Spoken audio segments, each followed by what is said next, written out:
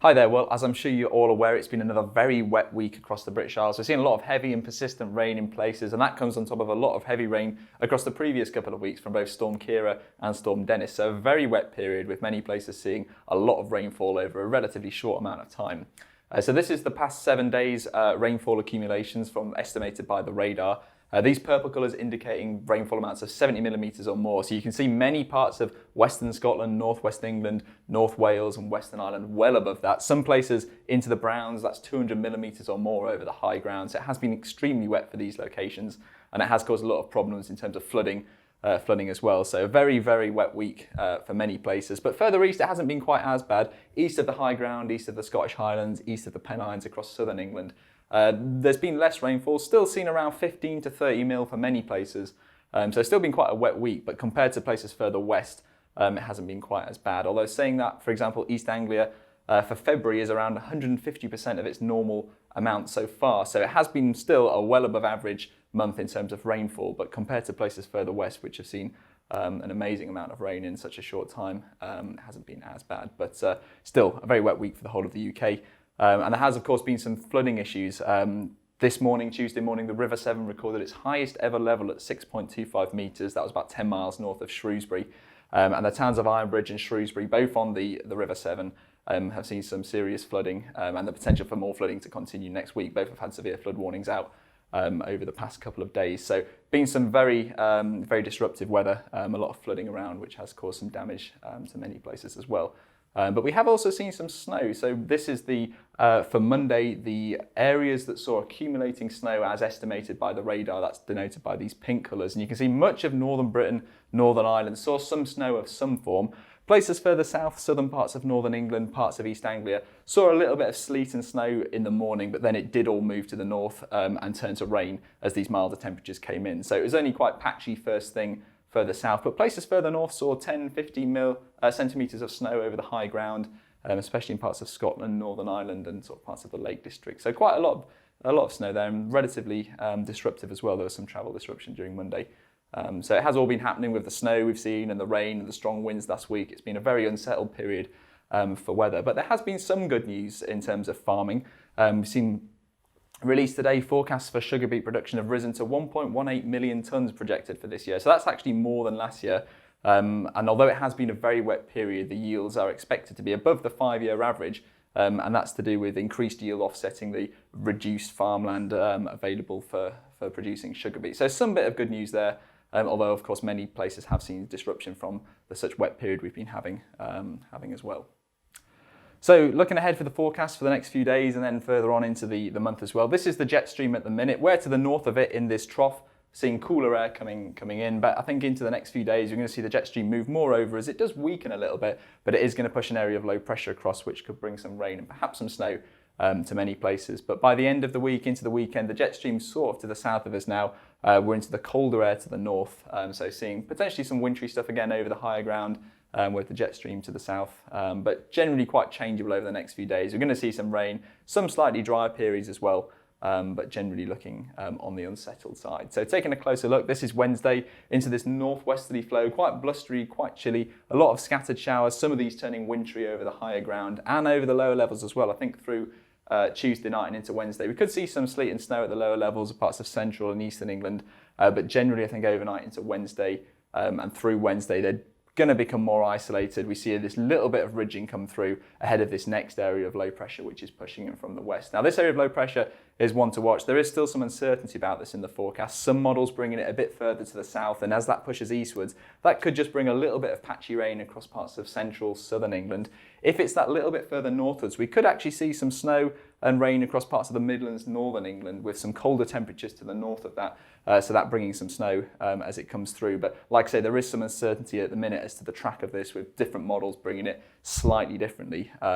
So you can see as it moves across, could bring some rain, snow there. But as it clears on Thursday, generally seeing this ridge of high pressure building. So turning drier by the end of Thursday and into Friday either way. Yeah, we could see some rain or snow across central areas during Thursday. And then that's coming ahead of this next area of low pressure, which is pushing through Friday and into the weekend. And you can see this is quite a broad area of low pressure. It's going to bring quite a lot of chilly air behind this weather front as it comes through. So rain followed by these scattered wintry showers and turning quite blustery again, quite breezy. And like I said, there could be some winteriness over the hills from these showers as well. So turning more unsettled again into the weekend and generally quite changeable through until then as well. So this is how the mean sea level pressure is looking for the next 10 days or so. This is a collection of lots of different models and how they're forecasting going through. So you can see generally good agreement over the next few days. We've got this low pressure coming through on Wednesday, then the ridge building on Friday before that deep area of low pressure comes in on Saturday. And that's really when the uncertainty begins. You can see these models beginning to deviate from that point forward through next week, beginning to get further and further apart by next weekend. So reasonable amount of uncertainty through next week. But as you can see, they're all kind of going up and down. So there's going to be a low pressure area coming through, followed by a slightly drier day as a ridge comes through, and then another low. So it's going to be a bit changeable, seeing a succession of lows and troughs. But generally through the week and into the next week, you can see that as an average, the pressure is building.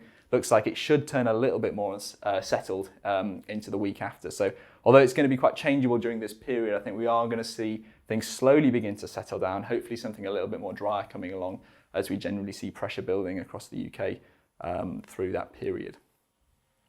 So if you want to find more information on that and many other variables, temperature, wind speeds, solar radiation, the best way of doing that is to log on to our farming portal. Here you can see lots more information, keep up to date with the forecast, any changes we've got going there. So if you'd like to give that a try, email info@weatherquest.co.uk. You can get your free trial of that there, and it really is worth it. There's so much on there that will be helpful for all sorts of different activities. So yeah, get your free trial by emailing info@weatherquest.co.uk and have an explore around that website and see what there is to offer.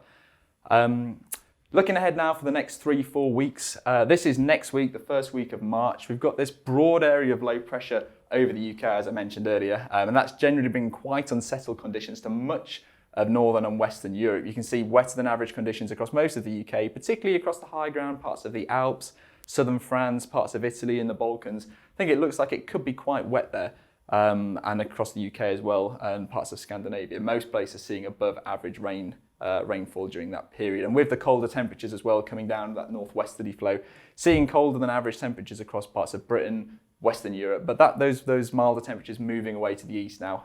Still milder than average across there, but further west turning slightly on the colder side during that period. Moving into the second week of March, it looks like we are going to see high pressure building from the south. Now this has been in the forecast for quite a few weeks, but it does seem to be keeping pushed back further ahead, but it still is there, the hint of this high pressure building to the south. So we are expecting to see slightly dry conditions moving in by the second week of March. Further north across Britain, still wetter than average, and across Eastern Europe as well. We will see some rain there, but parts of Western Europe and Southern Britain particularly looks like they could turn a little bit drier by the second week of March. Temperature-wise, still cold at first with the colder temperatures hanging around, but there is a slow increase generally of temperatures across these sort of areas. We are seeing a few more of those pinks now getting back in, so perhaps turning slightly on the milder side, but I think it's going to be further east and north where the milder than average temperatures really are going to be still close to average further west. And that theme of high pressure building from the south generally continuing into the fourth week, the third week of March. High pressure looking to become more centred over parts of the UK, northwest Europe, and that again is going to lead to mostly drier than average conditions across these areas, particularly parts of southern Britain, France, Italy, Spain. Those sorts of areas look like they could turn drier and become more settled as that high pressure builds. But again, further north across Scandinavia and parts of southeast Europe could see some rain around still, and that could lead to it overall being wetter than average again. Temperature-wise, still around average for these areas. There is a slight hint of something slightly milder, but generally the stronger signal remains further north and east for those milder than average temperatures. But we could see something slightly milder beginning to come back in again by that third week of March. So to summarise, it's generally going to be chilly over the next few days with areas of low pressure coming through, bringing rain and showers, and that unsettled and changeable theme continuing through until roughly the second week of March, after which hopefully it looks like it should become a little bit more settled as high pressure builds from the south. But it is one to watch. I think there has been a little bit of change as to how that's going to pan out, but hopefully becoming more unsettled by that third, fourth week of March. So thank you for watching. If you've got any comments or want to ask any questions, comment below, or you can find us on social media there, and don't hesitate to get in touch.